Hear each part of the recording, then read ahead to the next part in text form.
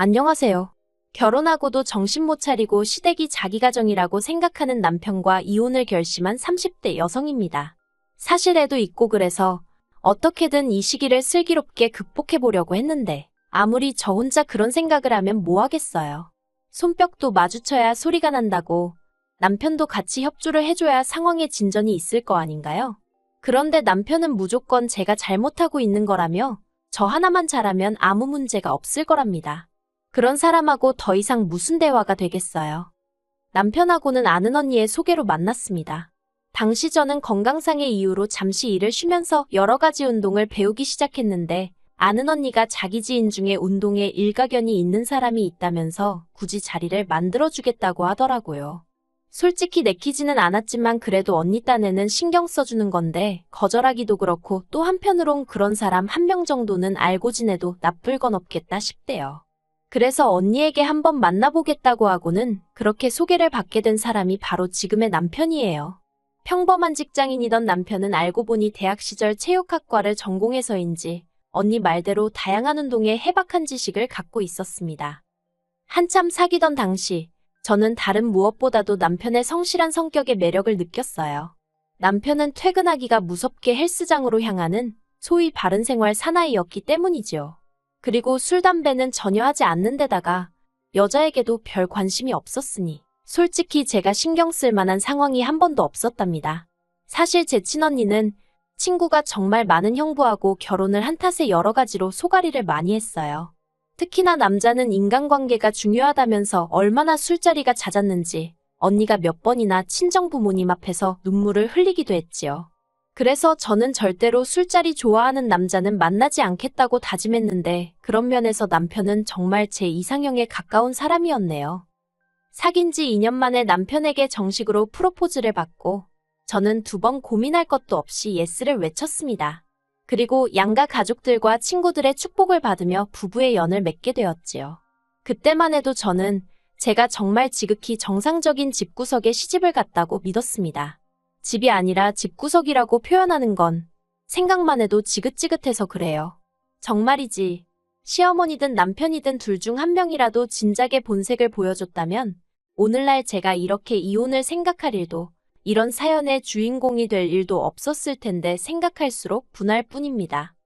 결혼 전 시댁에 인사를 드리러 갔을 때도 시어머니는 당신이 딸이 없어서 늘 한이었다며 저하고 모녀 사이처럼 지내고 싶다고 몇 번이나 말씀하셨습니다. 그리고 실제로도 저에게 무척이나 잘해주셨어요. 가만히 앉아 있어라. 아무것도 하지 말아라 늘 입버릇처럼 그렇게 말씀하실 정도로요. 하지만 아무리 어머님이 그렇게 말씀하신들 결혼하겠다고 인사드리러 간 예비며느리가 어떻게 가만히 있었겠어요? 가시방석에 앉은 듯 얼마나 불편한 자리였는데요. 그래서 어머님이 굳이 시키지 않으셨어도 잔심부름 거들어가며 그렇게 눈치껏 행동하고 그랬습니다. 그리고 속으로는 그래도 정말 이런 시부모님을 만나다니 나는 정말 운이 좋은 사람이구나 생각했지요. 그런데 막상 식을 올리고 뭐랄까요? 진정한 의미의 가족이 되고 나니 어머님이 정말 저를 딸처럼 편하게 생각하신 건지 툭하면 저를 상대로 삐지시는 거예요. 사실 남편에게는 위로 5살 많은 아주버님이 계세요. 그리고 아주버님은 일찍이 결혼을 하셨고요.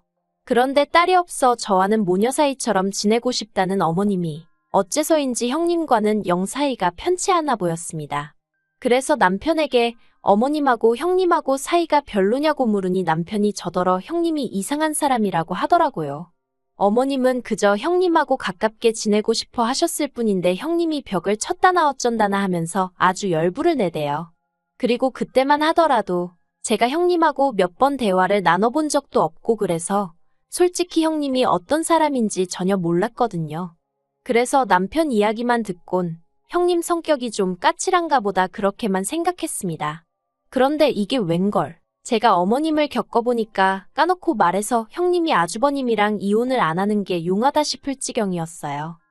돌이켜 생각해보면 모든 문제가 시작된 건 시부모님이 저희 부부가 사는 지역으로 이사를 오시면서였어요. 결혼을 하고 얼마 지나지 않아 원래는 다시 복직을 하려고 했었는데 제가 임신을 하면서 그 계획이 미뤄졌거든요. 그런데 어머님께선 굳이 제가 임신해 있는 동안 옆에서 거들어주고 싶으시다며 이사를 감행하셨습니다. 그리고 아무리 어머님께서 저에게 잘해주셨다 하더라도 아무렴 친정어머니만큼 편할 수는 없잖아요. 어머님이 오시겠다 하는데 제가 아무리 배가 나온다고 한들 옷 한 벌을 편하게 입고 있을 수도 없었고, 그러다 산딸이 코앞으로 다가왔던 어느 날, 다른 날과 다름없이 어머님께서 지금 저희 집에 오시겠다며 연락을 해오셨습니다. 그런데 친정어머니가 이미 와 계신 상황이었거든요. 그래서 어머님께 지금 친정어머니가 와 계셔서 안 될 것 같다고 말씀을 드렸어요. 그랬더니 어머님 목소리에 냉랭한 기운이 싹 돌면서 알았다는 한마디와 함께 전화를 딱 끊으시더라고요. 그리고 솔직히 그런 어머님의 반응이 꺼림직하긴 했지만 그래도 친정어머니가 앞에 계신데 어머님한테 전화해서 가즈나 양과 애교로 기분을 풀어드리는 것도 그렇고 해서 그냥 내버려뒀어요. 말이 나와서 말이지만 임신한 저를 챙겨주시겠다는 말씀은 여벌이었고, 툭하면 그렇게 삐지시고 하는데 저도 호르몬이 미친 듯이 날뛰는 시기에 매번 어머님 비위 맞춰드리는 게 여간 고역스러운 게 아니었습니다. 하지만 이런 이야기를 남편에게 하면 남편이 한다는 소리는 늘 그래도 어쩌겠냐, 어머님 딴에는 너한테 잘해주고 싶어서 그러시는 거니 네가 이해해라 였거든요. 한마디로 도움이 안 되는 소리만 했던 거지요. 어쩌다 제가 한 번은 그러지 말고 당신이 나서서 어머님한테 잘 돌려서 얘기 좀 해주면 안 되겠냐고 부탁도 해봤는데, 그러면 어머님이 서운해하실 게 뻔하지 않냐면서 자긴 그런 잔인한 소리는 못한다나요. 그리고 그때 예를 들어 어머님과 제가 맞붙게 되는 상황이 닥치면 남편이 과연 누구 편을 들까 하는 의구심을 처음 갖게 되었던 것 같아요. 아무튼 그렇게 어머님이 멋대로 전화를 끊으시고 2시간쯤 지났을까? 친정어머니가 당신은 그만 일어날 테니 저더러 얼른 어머님께 전화를 드리라고 하시더군요. 그리고 그렇게 친정어머니가 가시니 저도 기분이 영 좋지는 않았고요. 그렇게 어쨌든 어머님에게 전화를 드리니 하신다는 말씀이 서운하시답니다. 져주려고 불고기에 뭐에 이것저것 만들어놨는데 제가 대번에 친정어머니 와 계시다고 그래서 너무 속상했다나요. 참고로 저는 어머님께 불고기니 뭐니 부탁드린 적이 없습니다. 그리고 또 말이 나왔으니 말인데, 저희 어머님은 받는 사람 상황은 생각지 않으시고 당신이 내키는 대로 하시는 분이셨어요. 예를 들어 제가 콩을 못 먹거든요. 그런데도 콩이 건강에 좋다면서 한동안 콩밥에 콩조림에 콩국물에 콩콩콩콩 이러면 어머님이 해주신 건데 참아버리지도 못하고, 그리고 안 좋아해서 안 먹는 게 아니라 정말 속에서 안 받아서 못 먹는 건데 왜 맛도 안 보냐, 먹는다고 죽는 것도 아니지 않냐 하는 남편의 잔소리까지 들어야 했으니 정말 환장할 노릇이었어요. 오죽하면 제가 어떻게 되나 한번 보고 정신 좀 차리시라고 그걸 시댁에서 억지로 먹고 화장실로 달려가 토하기까지 했다니까요. 아무튼 그 정도의 어떤 강경책을 쓰지 않으면 저희 어머님은 멈추지 못하는 폭주기관차처럼 당신 방식대로 밀어붙이는 시기셨네요. 하지만 제가 결정적으로 차라리 이혼을 하는 편이 낫겠구나 하고 마음을 먹게 된 건 제가 출산한 이후로 어머님이 보이신 행동들 때문이었습니다. 일단 저는 출산 후 산후조리원에 가는 대신 친정어머니께 돈을 드리고 친정에서 산후조리를 했어요. 친정어머니가 관련 자격증을 갖고 계시기도 했고 간호사로 오랫동안 일을 하셨거든요. 그래서 친정어머니와 시간도 보낼 겸 친정에서 산후조리를 하게 된 거지요. 그런데 남편이 한다는 말이 이 일로 시어머니가 생병이 나셨답니다. 제가 그게 무슨 말이냐니까, 산후조리원에 안 가는 줄 알았으면 산후조리는 당신이 해줬어도 되는 거 아니냐며 왜 제가 어머님께는 묻지도 않고 친정으로 갔는지 모르겠다며 너무 서운하다고 하셨다는 거예요. 어이가 없어서 남편더러 당신도 생각을 해보라고, 내 입장에선 당연히 친정에서 산후조리하는 게 10배 100배 편하지 어떻게 어머님한테 산후조리를 부탁드리겠냐고요. 그러자 남편이 제 말도 무슨 말인지는 알지만 그래도 말이라도 한번 물어봤으면 좋았을 것 같답니다. 아니, 어차피 어머님이 해주신다고 해도 내가 싫다고 거절을 할 건데 왜 실없는 소리를 하느냐고 말도 안 되는 억지 좀 쓰지 말라고 했네요. 그런데도 끝까지 남편은 저더러 그러지 말고 그래도 어머님한테 전화 좀 드리고 죄송하다고 말이라도 하라나요. 제가 됐다고 사과할 일을 사과해야지 무슨, 난 사과 안 한다고 기대하지 말라고 했어요. 그리고 그렇게 어머님이 일주일에 저 때문에 마음 상하셨다며 연락이 없으셨습니다. 솔직히 얼마나 편하던지 숨통이 트이는 기분이었네요. 그리고 이후로도 친정어머니에게 여러 가지로 도움을 받은 게 사실이에요. 친정에서 2주 정도 시간을 보내고 집으로 돌아왔지만 애를 처음 키워보니 실수투성일 수밖에 없었잖아요. 그러다 보니 반찬이니 뭐니 그런 거 할 시간도 전혀 없었고 무엇보다 잠을 못 자니까 환장하겠더라고요. 그래서 친정어머니께 번번이 연락을 드리고 그러면 친정어머니도 금세 오셔서 제 손발이 되어주셨습니다. 이때를 생각하면 정말이지 친정어머니가 아니었으면 어떻게 버텨냈을까 싶어요. 그런데 어머님은 이렇게 친정어머니가 저를 도와주러 집에 와주시는 것도 질투를 하셨습니다. 당신도 도와줄 수 있는데 왜 매번 친정에만 연락을 하느냐는 거였지요.